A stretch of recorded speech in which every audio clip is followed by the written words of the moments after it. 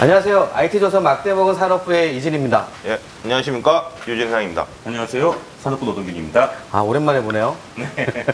네. 장안의 화제는 저번에도 부정하셨는데 좀 반응 좀 들어봤어요? 아니요? 아, 우리만 화제인가요? 왜 해야 하죠? 예, 알겠습니다. 여튼 뭐 제가 볼 때는 화제인데 또 화제가 되고 있는 이슈를 한번 다뤄보려고 합니다. 오늘의 주제는 그 완전 자급제가 과연 실효성이 있느냐 이런 얘기인데요. 네. 그 완전 자급제가 뭐죠, 기자? 아, 완전 작업제가 뭐냐면 지금 현재는 단말기 어떻게 사세요? 아, 이통사 통해서 사죠? 그죠? 네, 이통사에서 이통사 대리점에 이통사가 가서 계약 내신 대리점에 가서 이걸 사죠. 물론 제 폰은 애플 스토어에 샀습니다. 근데 이건 그 완전 작업제는 뭐냐면요. 네. 대리점에서 이제 이통사 대리점에서 핸드폰을 못 사요. 어떻게 해야 되냐면 폰을 따로 사고 네. 유통점에서 따로 사고 그리고 이제 이통사에 가져가서 내 폰을 개설을 해주십시오 하고 가게 되는 거죠. 그러니까 그 가서 개통하고 예, 서비스 가입하고. 그러니까 이통사는 이통 서비스만 하고 네. 단말기 유통은 단말기 제조사랑 유통점에서 해라. 이게 이제 그 단말기 완전 자급제입니다. 아니 우리 입장에서는 오히려 불편하잖아요. 한 군데서 원스톱으로 하는 게 더 편한데. 그렇죠. 불편함이 네. 있을 수 있는데 네, 그걸 굳이. 이거를 지금 찬성하는 입장에서는 이렇게 하면 이통사들이 마케팅 지금 하고 있는 뭐 보조금이라든가 뭐 지원금이라든가 이렇게 빠지기 때문에 거기서 그 비용이- 마케팅 비용을 좀 줄일 수 있고 이러다 보면 통신비가 좀 내려가게 될 것이고 그다음에 단말기 같은 경우도 단말기 제조사들이 경쟁적으로 자기네 제품을 팔고자 하기 위해서 가격을 좀 경쟁적으로 낮추지 않겠느냐라는 게 이제 의견들인 너무 거죠. 순진한 생각 아닙니까? 아니 걔들이 사실 굳이 그렇게 경쟁을 한다고 해야 해서 되느냐. 굳이 자기들끼리 그렇게 그렇죠. 가격을 먼저 낮춰줄 거라는 기대는 맞아요. 그래서 너무 지금 반대 이상적인데. 입장에서는 이거 지금 뭐 이게 지금 진짜로 이런 이론이 맞는 거야라고 하면서 오히려 그냥 불편함만 더 야기하지 그냥 이대로 가는 게 낫지 않아라고 얘기를 하기도 하죠. 네. 저 해외의 경우에는 지금 해외도 완전 자급제로 운영되고 있나요? 해외 같은 경우는 조금 완전 자급제긴 완전 자급제인데 조금 우리나라랑은 조금 경우가 좀 달라요. 그래서 해외 같은 경우는 내가 어디 뭐 더 베스트바이나 이런 데 가서 네네. 폰 사가지고 양판점에서. 양판점에 사서 뭐 가입을 해도 되고 아니면 이통사 끼고서 그냥 가입을 해도 되죠. 그런데 그게 이제 경쟁이 워낙 치열하다 보니까 뭐 아시다시피 지금 뭐 갤럭시 S8 뭐 사면은 1+1을 해준다든가 아니면 네. 뭐 2년 약정을 해서 사게 되면 뭐 한 대는 지금 쓰고 뭐 나중에 뭐 한 대 값을 다시 되돌려준다 뭐 이런 게 TV를 좀 나오고. 경품으로 준다 막 이런 것도 본 적이 그렇죠. 있는 것 예, 같아요. 맞습니다. 그게 가능한 이유는 해외에서는 그 지원금에 대한 상한액이 없거든요. 맞아요. 우리나라는 단통법 하면서 현재는 33만 원까지만 최고 요금 됐을 때 줄 수 있고 근데 해외는 그런 게 없으니까 핸드폰을 한 대를 더 주든 두 대를 더 주든 상관이 없거든요. 어차피 시장에서 그냥 일어나는 발생 우리는 아닙니까? 그런 지원금 상향 제한, 제한이 최대 지원금 줄 수 있는 금액이 한정돼 있으면 굳이 완전 자급제를 도입해봐야 별로 효과 없는 거 아닙니까? 그래서 완전 자급제 네.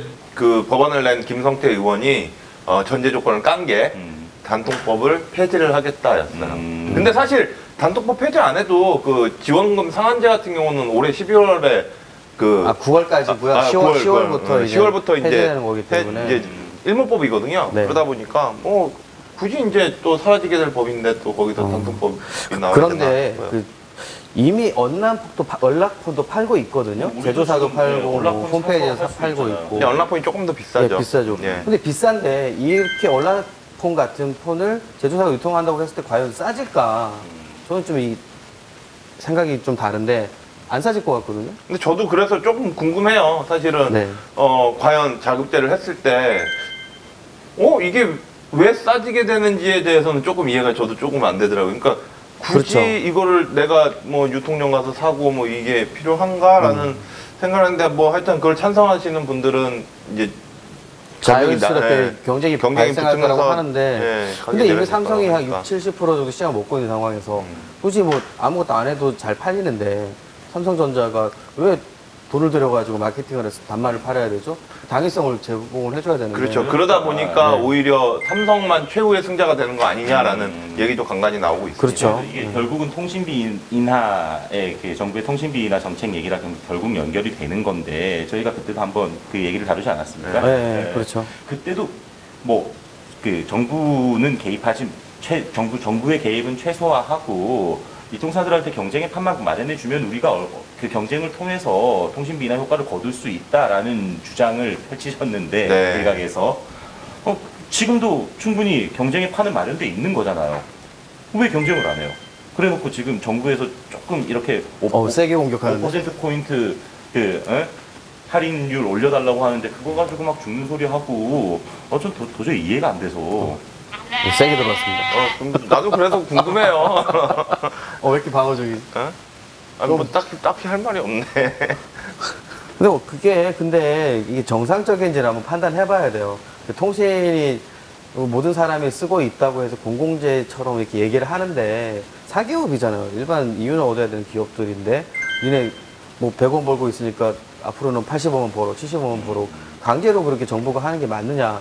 이거는 좀 판단해볼 문제라고 보이는데 그렇지 않나요? 맞습니다. 네. 저는 어디까지나 이제 정부는 가이드라인을 제시하고 물론 이제 뭐 100원짜리를 80원에 팔아라, 50원에 팔아라 하는 거는 좀 무리하지만 그래서 그거를 이제 조율해 나가자라고 이제. 근데 지금 정부에서 올라와라. 하는 게 그거잖아요. 네. 니네가 80원에 팔아라, 70원에 팔아라 이런 거 지금 정해주는 가격을 있잖아요. 정해주는 거잖아요.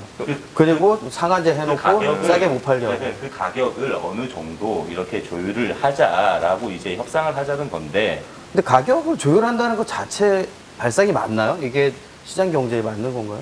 공공재 성격을 띠고 있는 게 이 통신 서비스가 공공재 성격을 띠고 있기 때문에 어느 정도의 개입은. 근데 공공재 성격, 이거 또 우리가 엇나가고 있는 것 같은데. 여기서는 코멘트 안 하겠습니다. 근데 이게 공공재에 대한 개념 정리는 좀 필요하다고 보고 유 기자가 말했으면 한 3분 정도 이렇게 까먹을 수 산으로 있었는데 갈수 있기 때문에. 오늘 잘한다. 적당히 당해주고. 근데 진짜 이게 싸질지 안 싸질지도 모르는데 여튼 도입부터 하자고 하는 게 제일 좀 애매한 것 같고 그리고 원래 공약은 완전 자급제 실행이 아니잖아요. 그렇죠. 뭐 11,000원 이나라든지 네, 기본료 뭐 이런 얘기였는데 이게 갑자기 왜 또 자급제로 빠져가지고 정부도 지금 옆으로 샌 것 같아요. 그럼 원래 자급제는 그러니까 미래부에서 나온 얘기는 아니고요. 미래부가 아닙니다. 네. 과기정통부에서 나온 네. 얘기는 아니고요. 그 여러 가지 방안 중에 뭐 자급제 그렇겠죠. 얘기도 나오긴 네, 했지만 자급제 도입 법안을 추진하는 거는 이제 그 자유한국당에서 김성태 의원이 지금 추진을 하고 있는 거고요. 국회에서 논의가 되죠. 그렇죠. 법이니까. 네, 네. 법은 이제 국회에서 논의가 되고 있는 거고.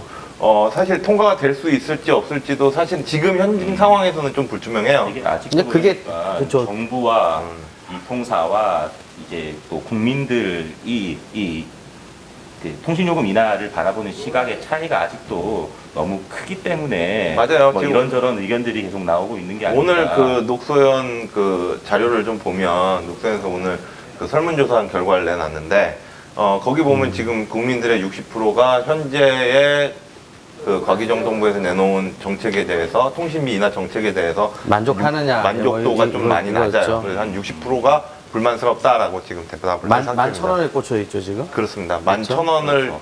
이행을 하라고 하는 답변이 상당히 높았습니다. 그러니까 국민들은 11,000원을 끝까지 이행을 해야 된다. 이 통사는 우리 그러다가 우리 죽는다. 그러니까 정부는 들어보니 이 통사 얘기 들어보니까 어느 정도 조율은 필요하겠다. 뭐 이런 입장 차이인 맞아요. 건데 예. 그것 때문에 계속 이렇게 평행선을 달리고 있는 상황이 아닌가. 네, 그렇게 생각합니다. 참 어렵습니다 이 정책을 하면. 근데 이 완전자급제가 만약에 도입이 되면 기존 유통업체들은 어떻게 해야 되죠? 한 14,000개 정도. 그래서 지금 근데 완전 자급제가 돼서 네. 비용이 통신비 인하가 이루어지기 위해서는 그 중간에 있는 유통점들의 구조 개혁이 필요하다라는 게 이제 찬성론자들의 이야기인데 그죠, 한 번은 해야 된다고 얘기를 하더라고요. 유통점이 정리가 네. 되는 그러면 이제 이분들은 또 영세한 또 자영업자이자 또 우리 주변에 있는 누군가의 친구일 수도 있고 아버지일 수도 있는데 이분들이 마음이 또 아프네. 또 그냥 또 치킨집 문 닫듯이 그냥 문을 닫아야 되는 상황이 발생할 수도 있는 거거든요. 그렇죠. 그러다 보니까 이제 또 유통점들은 유통점대로 또 반발이 심해지고 있는 상황인 거죠. 참 안타까운 상황입니다.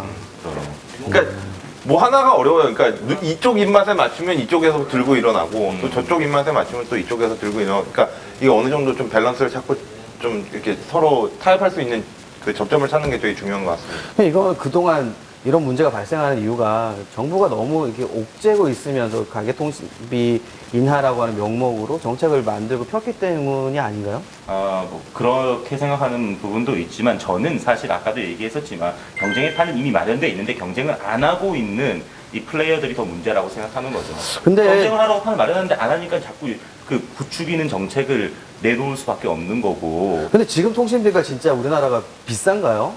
어떻게 생각하십니까? 아, 그것도 얘기가 너무 많아요. 이 사람 얘기를 들으면 이 사람이 맞는 것 같고, 저 사람 얘기를 들으면 저 사람 얘기가 맞는 것 같아요. 그래도 최소한 통신사들은 질서 넣어가지고 과자 만들진 않잖아요. 아, 그렇죠. 그러면 과자 가게를, 해타나 롯데를 공격해야 되는 건가요? 아니요, 그래도 적어도 통신사가 가격이 다 똑같은 건 단합 의혹을 충분히 살만하죠. 지금은 맞습니다. 같지는 않고 비슷한 비슷해요. 거죠. 그래서 비슷할 지금 수도 있고. 오늘 이제 속보가 났는데, 공정위에서, 지금 공정위에서 네, 이제 다합조사하고 다합조사를 있다고 지금 얘기하고. 들어갔습니다. 여튼 뭐 이 완전 작업제는 정말 실효성이 있을까 없을까에 대한 얘기는 지금 굉장히 핫하고 실제 어떻게 될지 아무도 예상을 못하는 것 같아요. 제가 봐도 굉장히 뭐 앞으로 변화가 많겠지만 진짜 효과가 있을지는 좀 시장을 지켜봐야 되지 않을까. 맞습니다. 네, 그렇게 지켜봐야 생각을 합니다. 어디까지가 자율이고 어디까지가 강제인지. 이게 자율인가요? 강제인가요? 얘 정부가 그냥 이통사라니까요. 예, 오늘 막대보고 산업부에서 다룬 그 완전 작업제 실효성 논란은 뭐 추후에도 기사로서 독자분들께 안내해 드리겠습니다. 예, 오늘 방송 마치겠습니다. 네, 감사합니다. 감사합니다.